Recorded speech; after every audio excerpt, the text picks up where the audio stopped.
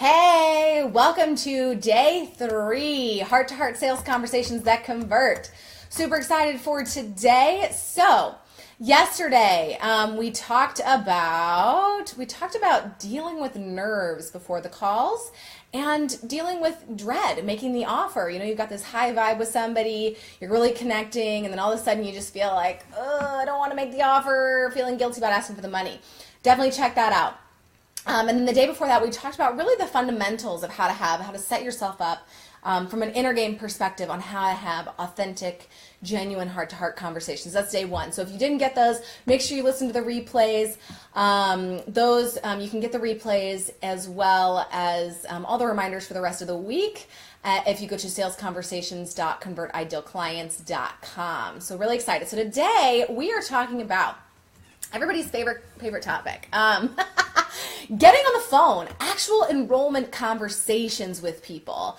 Otherwise known as, I've heard them called strategy calls, discovery calls, intake calls, sales calls, sales consultations, whatever you want to call it. We're talking about having a phone conversation with somebody and why it's so important to have a phone conversation with somebody and how it fits into the funnel. And so we're gonna be talking about why getting on the phone is actually so crucial to sales, and why it's so crucial to closing, and how to stop being afraid of the phone. So here's the thing, I get it. I used to be terrified of the phone. I hated phone conversations, hated sales conversations, and my clients have been there too. I feel like every client I've had, there's nobody that has been like, yes, I'm so excited to get on the phone. They're always like, can I do it via email? Is it possible for me to do it in person? So must I use the phone for sales? Why can't I just send them an email about my price? Why can't I just send them to my website and see how they respond? Why can't I just send them to my sales page? Why can't I just, send them a Facebook message, see if they, just tell them the price and see how it goes, right? So here's the good news about it, is that it's actually more about you than it is about them. Well, okay, so it's actually both, right? It's important for you and for them. But it really is is as important for you as it is for them. And I'm going to be talking about why that is. And so, it's really about you wouldn't want to marry somebody, without going on a few dates with them, right? You don't want to commit to your prospects if before you know them either. So that's really important. So we're going to be talking about that today, and how to finally get over your phone phobia. So that you can show up, serve prospects powerfully, and get more yeses more quickly. Because I want you to think about this, right? It's like if you've been using email and you've been just sending people to your website, or you've just been sending people to your, you've just been sharing, they ask you the price and you just send them the price. How well is that going for you? Are people saying yes? Are you getting a lot of objections? Are people telling you that you're too expensive? Do they just never ever respond? Do they ghost on you? How is that working for you? And unless it's working really well, or maybe you're not really you're worried about increasing your prices because you're already getting objections via email. So the idea of increasing your prices, even though you want to, and you want to do that to grow your business, it just feels like, I don't know how to do that. Well, the phone is really the best way to be able to do that. And we'll talk about why. But at the end of the day, this is really about what's being able for you to double your sales so you can make more money for whatever purpose, right? Whether you want to increase your lifestyle, maintain your lifestyle, give back, be able to have more money to spend on your family, on your friends, with your family, with your friends, whatever that is. But it's also about you having a bigger reach, having a bigger impact. If making a difference is important to you, if doing excellent work is important to you, and your commitment to excellence is important to you. You can't do things in a vacuum. You have to be in communication with people. You have to be connected to them to understand how to serve them at a higher level, how to help them, how to reach them, how to impact them. You can't just kind of sit over here and hide and try and figure it out by yourself. So you're in the right place if you are a service-based entrepreneur. This is for people who are who sell a service, right? For people who have a way to sell what their own work that they do, or freelance, a solo practitioner, right? It's for you if you're an expert in your industry. There's people who are really dedicated and committed to excellence, right? Or you can be an aspiring expert. I get sometimes holding the label of expert takes some time, but it really is for people who love the work that they do day in, day out, want to be excellent at it, want to be the best, want to be the top in their field, top 10%, top 1% in your industry of what you do. And honestly, you want to spend less time doing marketing and sales, and you want to get back to your zone of genius, back to doing work that you love. But honestly, to do that, you realize that you have to do marketing and sales to be able to do the work that you love. And if you want to do less of it and get more back into your zone of genius, you're in the right place. So a little bit of housekeeping. Again, if you have not yet registered, you want to go to salesconversations.convertidealclients.com. You're going to get reminders every day. You're going to get access to the replays, but all the action really takes place in the Facebook group after. And you're going to get a link to that as well. There's also a link in this description, but I want you to come on in, join the Facebook group. If you have any questions during this program, I'm happy to answer them. You just need to come into the Facebook group and ask them, and I will gladly answer them on the Facebook group after this call. And so, I want you to come to the Facebook group. I want you to share your ahas, your insights, your takeaways, what you're going to take action on, what you're going to do, what you're going to do with this information, all right? And any follow-up questions that you have. So number 2, really important. I say this every time, but I want to reinforce it every time. I want you to use this. You're coming here and you're spending a very, very precious resource. You have time, money, and energy. And right now you are spending your time here.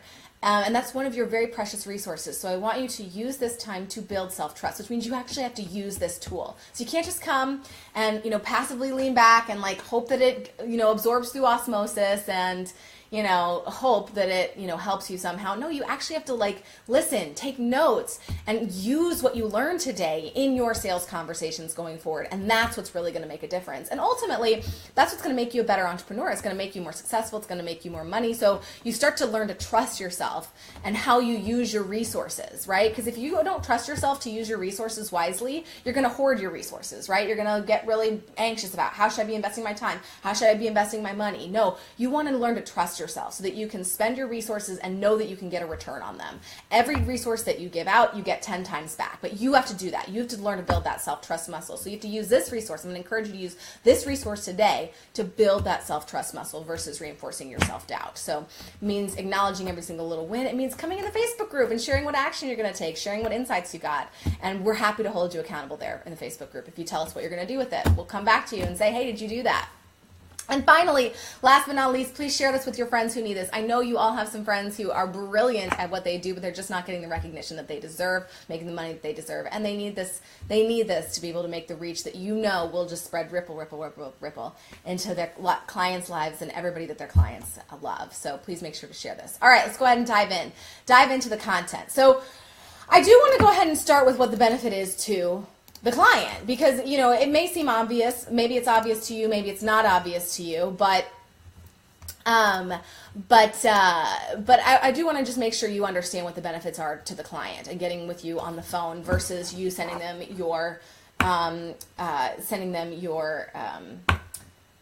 email with your prices and that's it, or sending them to your website, or sending them to your sales page, or communicating with them on Messenger or something like that, right? So I want you to first understand that. But actually, before I dive into that, I want to back up and help you understand kind of the sales funnel that goes along with the sales call and why it's important in the sales process. So working backwards, you have a package, okay? You have something that you sell that really helps people, okay? And that allows you to be in your zone of genius, do the work that you love, allows you to get paid well, et cetera, right? But the difference between people who are clients and not clients is yes and no, is a PayPal notification and no PayPal notification, right? And so that right there is your sales conversation, okay? This is a phone conversation that you have where you're going to convert somebody and help them go from I'm not sure to yes and being a client, okay? Then before that, you're going to want to have some sort of intake process. You're going to want to have a way for them to book this call. And then, or you're going to invite them to book this call, some way for them to actually book it, get on your calendar.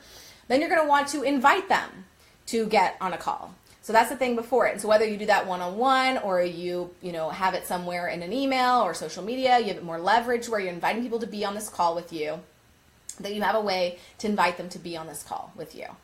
And then from there, backwards, working backwards one more time, is your community. And this is lead generation and relationship building. And this can be, how do you bring in new people into your community? So here's the cool thing about a sales conversation is that this community over here, it doesn't need to be very big for you to actually get somebody to say yes. When you're relying on email and sales pages and that really low touch stuff, your community has to be huge to make any kind of real money. But when you have that high touch sales conversation, it's easier to make money very quickly, and your community needs to be doesn't need to be that big. It can be a lot smaller. Honestly, I knew a woman, she had a list of 15 people and she was making $100,000, right? Because it was the right 15 people or whatever. So I just really want you to understand the funnel first and kind of where the phone conversation goes in your sales funnel. This is a very simple, very starter sales funnel for people who want to sell high-end packages, okay? And really be valued for their zone of genius, valued for their work.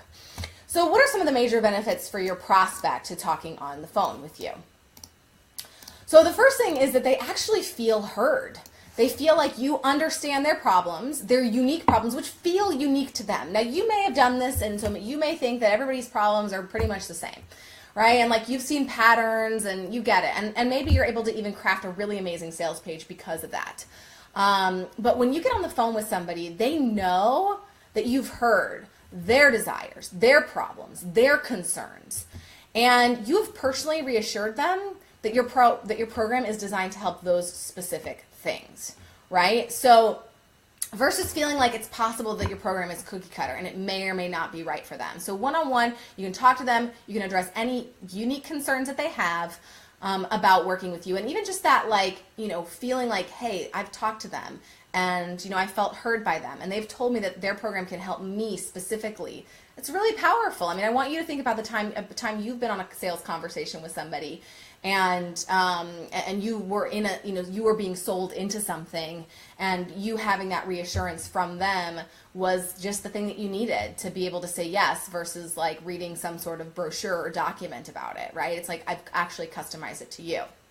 So if you're not familiar with my Magic Yes formula, this is what it is. So their desire must be greater to reach a goal than their perceived sacrifices. And they have to trust that your solution is going to help them reach their problem or solve their problem or reach their goal. So any of these things are off, they're going to say no.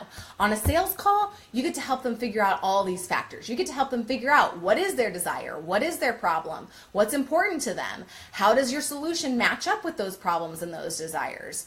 And then what are their perceived sacrifices and how are they different than the real sacrifices, right? So if they think that you're going to make them spend 20 hours at the gym, but you're really only going to make them spend 10 hours at the gym to get their result, they might be like, oh, phew, I'm willing to spend 10 hours, but I was so scared I was going to have to spend 20 hours. I was not willing to spend 20 hours. On a sales call, you can uniquely address that objection. They were really worried specifically about 20 hours or 21 hours, right? Versus if you put on a sales page, hey, you don't have to spend that much time. Number one, they may or may not read it. And number two, now they know really specifically that you've already addressed this and you can specifically speak to it because it's their unique concern to them. The call itself increases trust. It's just the high intimacy, high touch. They can feel your energy. They can communicate with you. It just increases trust. You can tailor the program to their unique goals and desires. So, let's say that you are a love coach and, they've been single for 6 years and the last relationship they were in ended really badly and they haven't been dating since and, whatever. So you have two different sales calls. You have one person like that and you have another person who literally just got divorced. They're not even sure that they want to get married yet or if they want to, date again. But they both want to feel better about their love relationships. Well, one, you can say, hey, we're going to examine that past relationship. We're going to see what worked, what didn't work. We're going to get you out there. We're going to get you starting to date. We're going to, help you do X, Y, and Z immediately. And my program is going to specifically help you do that. This other person, you might be like, wow, I'm going to really help you process this divorce and understand what's happening with this divorce. We're going to help you really detox this breakup and, really feel good and independent about yourself so that eventually you're ready to start dating again, right? You're tailoring it specifically, even though your program solves both of these problems. When you're on a phone conversation with somebody, you are tailoring it specifically to what they said they wanted. if you are if you're a wedding photographer, maybe you have one client that just wants really aesthetically artistic and beautiful shots, and you have another client that wants moments and candids, and you can do both, and you love doing both, and you can say in a sales conversation, hey, this is what I want to do for you. I can do that for you. Okay, and then again, the last thing is, I just had an idea. Let me just make sure I don't forget to tell you this. Okay. Okay, so, and the last thing is, it helps them see the difference between the real sacrifices required and their perceived ones, right? So again, if you're a health coach and they're afraid that, and they may be conscious of this, they may be unconscious of this, but as you kind of pull around in it and talk to them and really serve them and support them, they might have this unconscious fear that you pull to the surface, you pull to consciousness, that you're afraid that they're going to make them give up all sugar. And they don't even know this fear exists until you ask. And then you can reassure them that they only have to give up some sugar, not as much.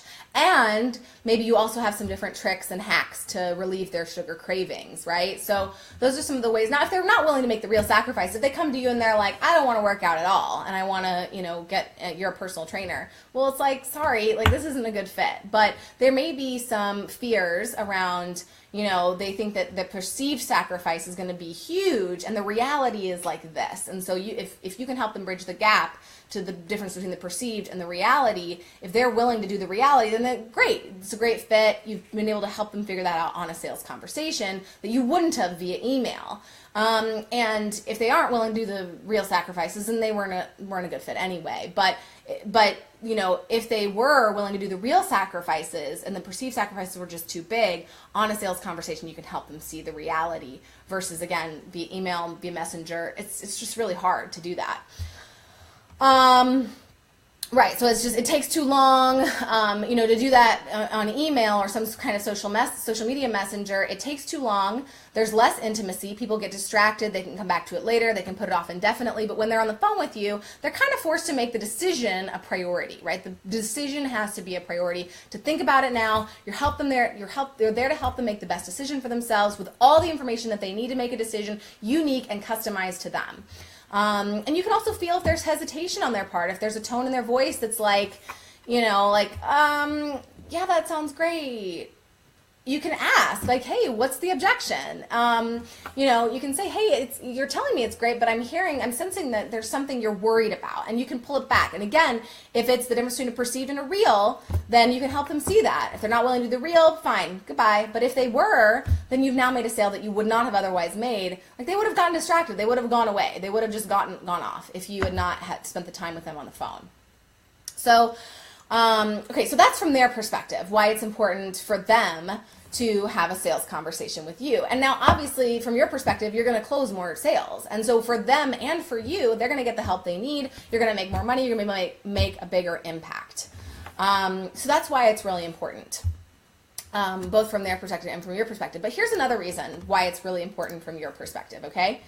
Number one, it's going to actually, if you are not clear on your niche, so I use the example of I had another idea. I'm having all kinds of ideas. I'll make sure I tell you them. So it helps you figure out your niche, right? So if you are a photographer and your niche right now is wedding photography, but you're not totally clear, like, do I want to do more artistic photography or do I want to do more candid photography? Like, I'm just not sure which one is my zone of genius, which one I love doing more. Right now, I kind of like doing both. So, if I have a sales conversation, I can convert both those different kinds of people. I don't have to be so niched in, because when I'm having a one-on-one conversation with someone, I can tailor my work to them. Long term, this is not practical, but in the beginning, it is the fastest path to cash, and you can make money, and you can figure out what your niche is. You can figure out what kind of work you love doing. You can figure out the differences between people. You can even figure out what niches are there. What do people want? and what sounds like fun to me it's going to be in my zone of genius to do. So ultimately, as that wedding photographer, you sign up both those clients, you do Candids, you do Artsy, and you're like, oh my God, I love Artsy. Like, I just want to be an Artsy photographer. And then what happens is that your marketing gets more specific, your niche gets more specific, you get known for Artsy, you get referrals for Artsy, and then you can do more sales at higher rates on autopilot. You may not even need to do sales calls at some point. So these are important in the beginning for sure. They are the fastest path to cash, and they're the fastest way to get to know your niche, your market, and your clients and your ideal clients.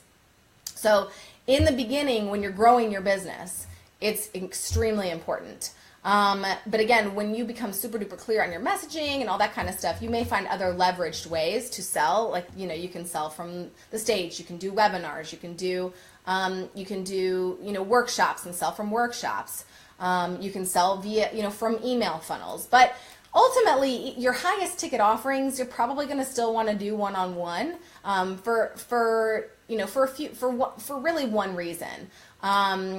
Well, two reasons, but I'm not there yet. So let me keep going with this. So when you're first, not necessarily when you're first starting, but when you're growing your business. So whether you're first starting or you've hit like a feast and famine cycle, you're having to hustle a lot for new clients, pipeline is not consistent, it's not easy. These foundational things are really important. And so, even if you've been doing this a while, it's still really important to grow your business to get really, really good at phone conversations, because it's going to make people say yes at higher price points more quickly. So here's the other reason it's important from your perspective. It's market research. Again, it's going to help you figure out your niche if you're not clear on what your niche is, and it's going to help you get the language that people are using so that ultimately you're going to be able to write better copy. You're going to be able to write better messaging. You're going to be able to write better webinars and better workshops so that you can convert on a leveraged scale. But if you're not doing those and you've kind of like just jumped into leveraged sales, you're doing webinars and workshops and all those kinds of things before you've gotten really good at one-on-one phone conversations with people, you probably won't have as good of success because you don't have the market research. You don't know what they're saying. You don't know what their objections are. You may have some general idea, but you don't know specifically. So those are some other really important reasons why it's important from your perspective. Now, the other really important thing is that you are interviewing them as much as they are interviewing you. So that's why I'm saying, like, even if you get amazing at one-on-one phone conversations, and even if you get amazing at leveraged sales, and you get amazing at webinars and selling from the stage and selling from, whatever, if you still have a high-end one-on-one offering, and I'm talking like, let's say you build your business so that your one-on-one offering is $50,000. Let's say your one-on-one offering is $100,000. I'm talking about, like, you can build your business to that point, right? And if you are building your business to that point, you're still going to want to have those one-on-one conversations with people because you are working with them pretty intimately, right? So if you have a one-on-one offering with people, even if you grow and your leveraged offerings are still high price points, 10,000, 20,000, whatever, but you still want to work with people one-on-one at a really, really high-end price point, you're still going to want to talk to them one-on-one.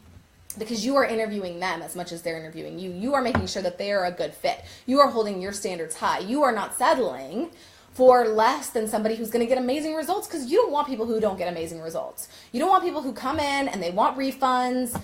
You don't want people who come in and they don't do the work, and you don't get good testimonials, you don't get good case studies because they're not committed. They're not going to show up and do the work. Not all money is good money. So you want to have this conversation with them just as much for them as it is for you to start interviewing them. So in some capacity, you're going to be spending a lot of time with them. So whether it's side by side, if you're coaching them to get in shape or meet the love of their life, or even if you're doing branding work behind the scenes, or you're doing a photo shoot with them, you want to make sure you like them. You want to make sure you like their energy. You want to make sure that you connect with them. And you know that together you're going to make a good team. You want to tell them the expectations. One of my favorite parts of a sales conversation is saying, like, hey, so this is what you and I are going to do together. This is what you're going to have to do to make it happen. Are you up for that? Are you available for that? Are you ready for that? Do you want to do that? Are you going to do that? This is our job together, and this is your job, right? So, like, you can say that. You can say this is your part of the equation. Are you up for that? And if they're like, oh, that's too hard, like, I don't want to do that, then do you really want them as a client? I mean, it's up to you. That's another reason it's really important for you to do sales conversations. You're going to get clear on who your ideal client is, because not everybody that you're going to work with is going to be an ideal client, right? So like eventually you want them to be, but in the beginning you got to make some mistakes. You got to take some people on that you're not sure about, you're not clear about, and then you learn. And then the more sales conversations you do, the more you can weed out people who are not ideal clients. And the more you can say, oh yeah, like this is what an ideal client is, and this is what an ideal client is not. And so you can't do that in a vacuum. If you're not talking to people, you can't do it. You just can't. It's just not how it works. You got to actually talk to people, just like dating. You got to go on some dates to figure out who you want to be with. When you go on a date, you're like, oh yeah, that was an interesting date. Like I didn't have a good time with that person. I think it's because X, Y, and Z. So I think next time I'm not going to talk to those people, right? Like I'm not going to, I really don't want to go out with somebody who's like this or that, or, oh my gosh, that really makes me realize that I really, really want this. Like this is really, really important to me. I had no idea, but guess what? You didn't know that in a vacuum. You didn't know that without going on a few dates. Right? So the same thing is true with sales conversations. And again, this is about interacting with people, being in connection with people. I said the last couple of days, this is about the love of the work, but also the love of sharing the work. And so a sales conversation should be all about the love of sharing the work and nothing else, the love of sharing the work with people. Okay, so yeah, you want to make sure that you are going to be, you're going to be a great team. And the other question I really love on a sales conversation is, who do you think you need to become to create this result? What mindset do you need? And are you committed to that? Are you committed to that? Like, I can't make you become that woman that creates that stuff. Like, I can give you the tools, but you have to become that woman, right? So if you're a health coach, right? If you're a branding videographer, you can ask that question. Who are you committed to becoming to get this ultimate result that you want? So who do you have to become, and are you committed to becoming that person? And that's an answer for you. It's going to help you decide if they're a good fit for your program, your package. So yeah, you're listening to the answers. You're listening to see, are they a good fit? You're listening to see, how am I going to figure out who's a good fit, right? Like you may not know immediately. Part of the process is getting to know, who's a good fit and who's not a good fit. You're not going to know right off the bat, but every sales conversation you do, you're going to get clearer and clearer and clearer who's a good fit, who's not a good fit. Are they going to be an amazing testimonial because they're committed to doing what it takes to getting an incredible result? So whether that means showing up excited and full of energy for a photo shoot versus showing up like, miserable and, I don't know, Eeyore or whatever, or if they're committed to, exercising 3 times a week to finally have the extra energy to play with their kids, or maybe it's about the commitment to throwing out all the clothes that they have that still don't match their personality anymore, right?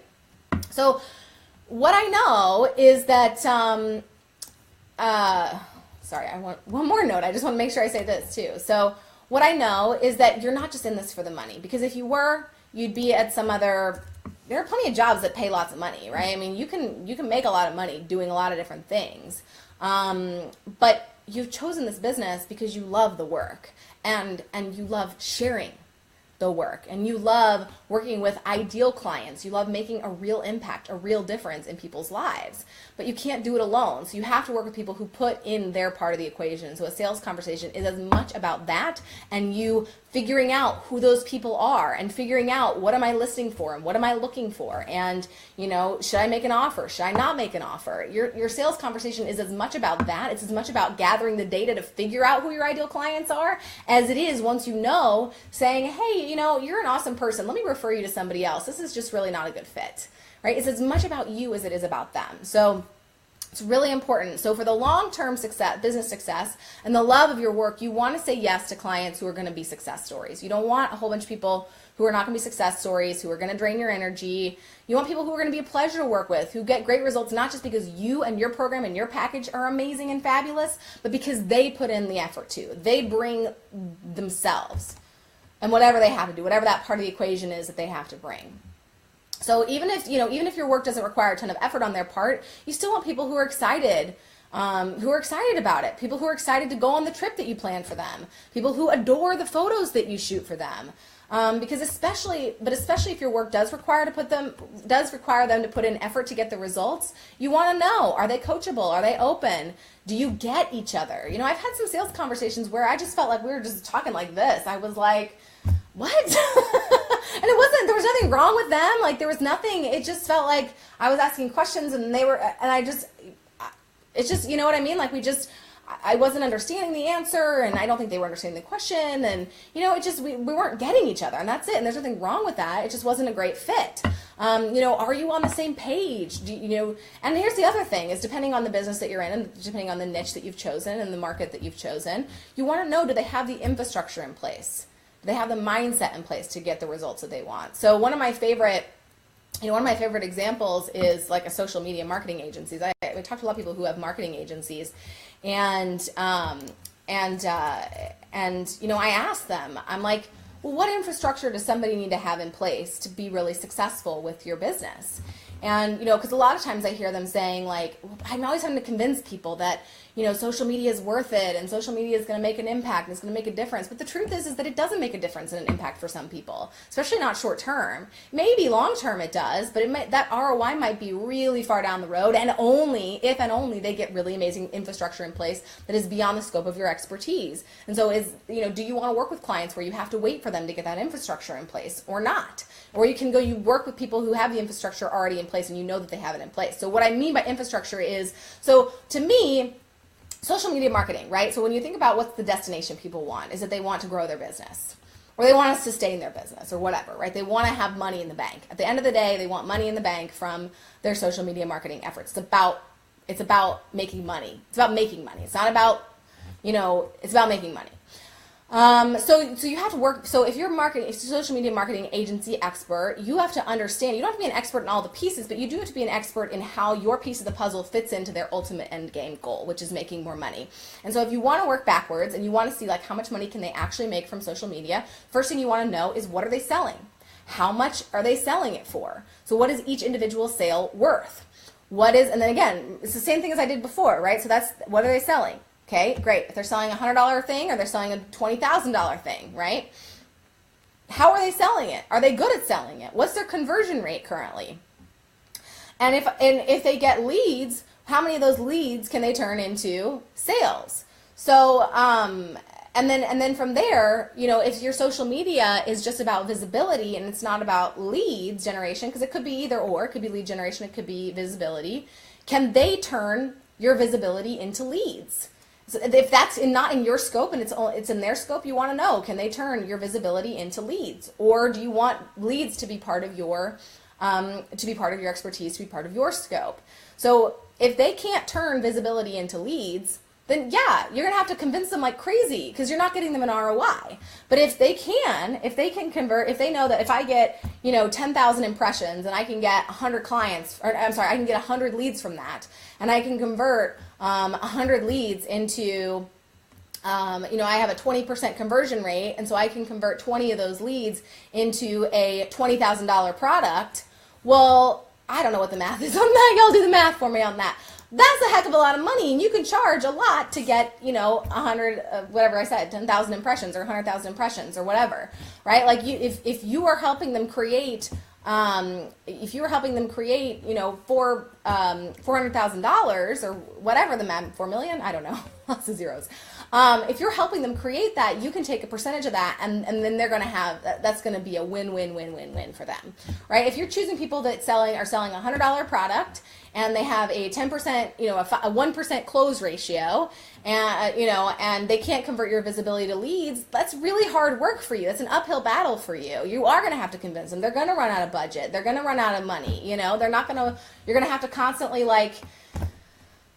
it's exhausting. Why would you do that? It would be so much easier to find somebody who has the ability to convert the leads that has a high closing ratio and has a high product, value, and has and has the ability to convert visibility into leads. Or again, maybe you can bring that part of your expertise. You just have to decide. So that's what I'm talking about when I'm talking about infrastructure. You have to understand, what infrastructure do they need in place to get the results that they ultimately want. So what is your piece of the puzzle that you're responsible for, and what's their piece of the puzzle that they're responsible for to get the ultimate result that they want? And so on a sales call, you're going to be able to ask those questions. You're going to be able to ask, make sure that they have the infrastructure. And then you're also going to be able to more easily articulate to them the value and the benefit with the infrastructure that they have in place. It's like so much easier to articulate the value if you can literally say, hey, you have a $20,000 product, you can convert 10 leads, and from visibility, you can convert that into 100 leads, and 10% of those 100 leads turn into, $20,000. Well, if I get you 100,000 more impressions, then you're going to be able to turn that into $2 million. Well, it's a no-brainer to pay me 50. Right? Like the more you can position it like that, it makes it a no-brainer for people. So like you want to be able to know that information on a sales call for yourself and also for them, so you can position it and make it a no-brainer to work with you. All right, so this is an art, right? And the more you do your mindset work, the more you can have high, clear standards without them being a defense mechanism. Because that is the challenge, right? When you're on a call and you are holding your high standards for somebody and you're interviewing them as much as they're interviewing you, you have to be careful that you don't kind of just like X people out at the drop of a hat because it's an unconscious autopilot defense mechanism. It's the same thing. It's the same thing that happens in dating, right? It's like, if you want somebody that's 6'2", dark hair, dark eyes, Harvard graduate, partner in a law firm, well, that's great. But like, you're cutting out a lot of other people if you do that. And if you realize that they went to Yale Law School instead of Harvard Law School, and you're like, I'm Xing them out, well, you've lost probably a pretty good opportunity if you dug into the essence and said, I want somebody who is very intelligent, very ambitious. I can match them ambitious and intellectually, someone financially free, somebody that I feel, physically attracted to, and who, I have a really, chemistry with or whatever, right? Like that's the essence. And you don't have to settle for less than the essence, right? So it's not like either or. It's not like 6'2" Harvard grad, or somebody who is, totally lacks ambition and you can't have intellectual conversations with, and people kind of tend to swing on the scale. They're like, well, so if I can't have this, that means I have to settle? No, that's not what it means at all. It means you have to dig into the essence of what this is, and then you hold the standard for that. But it takes dating. It takes sales calls. It takes talking to people to start to pull out and understand what that essence is. It takes help. I can help you with that, right? So if you want me to help you and you're like, hey, I think this is what it is, and you're like, can you help me see some of those blind spots? That's something I can help you with, right? But at the end of the day, you still have to go talk to people and also start to like pull that out and see it, and then you can hold that standard up really high, without decreasing your standards, but also getting really clear on what are they, and then what's like this defense mechanism, self-sabotage, like standards so high expectations so high that you can possibly meet it. All right. So you don't need to settle. So you want to be mindful, though, that you don't project your boundaries onto others either. So if you want clients who don't blame you for lack of results, it isn't about changing your clients. Now, you can have some external boundaries in place, but you also have to change your internal boundary. You really have to be unavailable to be blamed. You really have to have that internal resilience that says, you can blame me, you can blame me, you can blame me, you can blame me. I'm not going to feel blamed. That's on you. Like, you have to have that knowing, and it's not like a defensive, like, hey, that's on you. It's like okay, I can see how you feel that way, and I'm not taking that on. Like, okay, and yeah, I'm not, it's an internal boundary, right? So you can't necessarily, you want to be mindful of not trying to make internal boundaries external boundaries, because when you do that, you tend to like, shoot. Thank goodness it was closed. You keep out a lot of people that could be really amazing prospects when you do that. And so you just have to have that, internal boundary where you're like, I'm not available to be blamed. And here's the thing is, if they do blame you, you don't internalize it. So when you have that internal boundary, it doesn't touch you. So the example, one of my favorite examples is like someone who's really skinny, who has no complex about, who feels good in her body, whatever. If someone calls her fat, she doesn't get hurt because she doesn't believe it's true, right? Unless she like believes she's fat. But if she doesn't believe she's fat, she's like, well, I'm skinny. Like, what are you talking about? It's, you know what I mean? It's like, it's not going to hurt you if you don't believe it's true. It only hurts when you believe at some level it's true, or when there's doubt in your mind that it's true. And here's the other thing: you're eventually, when you have that internal boundary, you're going to stop attracting people who blame you, because they don't like that you won't be blamed. They don't like that you won't take it on. And so they're going to be repelled by it. It's uncomfortable for them for you not to take on that blame. So they're just going to self-select out. You don't have to try and opt them out. Okay, so just one last quick note about this. So why do I recommend calls versus in person? This is about your time and leveraging your time, because here, if you can have people come to your office and you can have people, and you can keep your boundaries around your time and say, we have a 50-minute session, intake session, you could do that. But I would not go anywhere to meet them, because it's not sustainable, because now that hour-long sales conversation turns into 2 hours because you're commuting. So no coffee shops, no going to their house or their office. Could you do a coffee shop and have back-to-back meetings there all day? I mean, I don't know, maybe, I don't know. It depends on you. Like, I can't blanketly say yes or no on that, but it is about your time. But the phone, as I've discussed, is more intimate. It's more interactive. It's more like back and forth. But even though in person is very intimate as well, the reason I don't recommend it is just because it's not sustainable with your time. The phone gives you like all the benefits that you need without the extra time factor that you don't need. The other question is, could you use Skype? You can use Skype. But it might be more personal. You may be able to see some body language, or notice some different tone that you wouldn't have picked up on in the phone, maybe. But there's a few reasons there's a few reasons not to use Skype. One is, when you're starting, you're getting your sea legs, you might want to keep some notes next to you. You might want to take some notes, so the phone call is nice because of that. And honestly, sometimes I found Skype to be really distracting, because people on the end of the other Skype call, they have poor sound quality, they have poor reception, they have poor lighting, so it can be distracting sometimes, and you just want to be like 100% present for them and for you. So it's up to you, but I really don't recommend in person unless they are coming to you and you keep really, really great boundaries. Skype maybe. I know some people love it, some people it's just, I found it both ways, where it's a little bit distracting sometimes. So, especially because of the connection. Y'all have seen, even yesterday I was having kind of a hard time with the internet connection. I have pretty good internet here, so it can be on either side. So, okay, all right, so to recap, sales calls, they're as much for you as they are for your clients. Number 2, I want you to hold your standards. Don't settle, but don't use them as a defense mechanism. And then I just want you to go back and review class 1 and 2 if you're still feeling nervous about using the phone. You really want to do the work of class 1 and 2 if you're still feeling like phone. Because here's the thing, is like, people are like, I just don't like the phone. But if you're talking to a friend on the phone, yeah, it might not be your preferred method of communication with a friend, but you're not like super nervous, you're not like, all tense up about it. It's not inherent to the phone. I get it. Again, I've been there. Honestly, the very first coaching package I did, I only did email coaching. I wasn't even willing to get on the phone and phone coach somebody. So a lot's changed since then. I do lots of phone coaching and lots of, VIP days with people. So, you can turn it around. But I get it. Like, I was there. I was like, and so if you're only mildly nervous, you're ahead of where I started. So, you can do it. You just have to kind of start to challenge yourself and use those different tools. And that's how I started to do it, is I used those different mindset tools. That was a huge difference for me. So, so if you're still feeling nervous about using the phone, make sure you review class 1 and 2. All right, so your homework.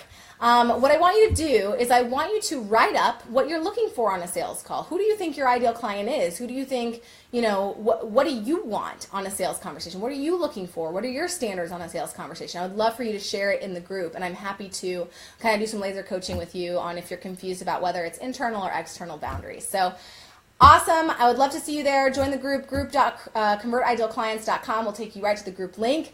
So tomorrow, really excited. Tomorrow we're talking about having clients talk themselves into working with you. Really excited. If you feel any awkwardness about this, I'm definitely going to address that so that you're feeling really confident and excited about it. And then day number 5, we're talking about authentically, heart to heart, overcoming objections, because you have to do it.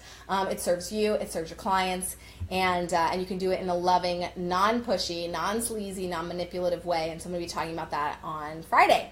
All right, I will see y'all in the group. If you have questions about this, I would love, love, love to answer them. Please, please, please come post them in the group, and I will see you there.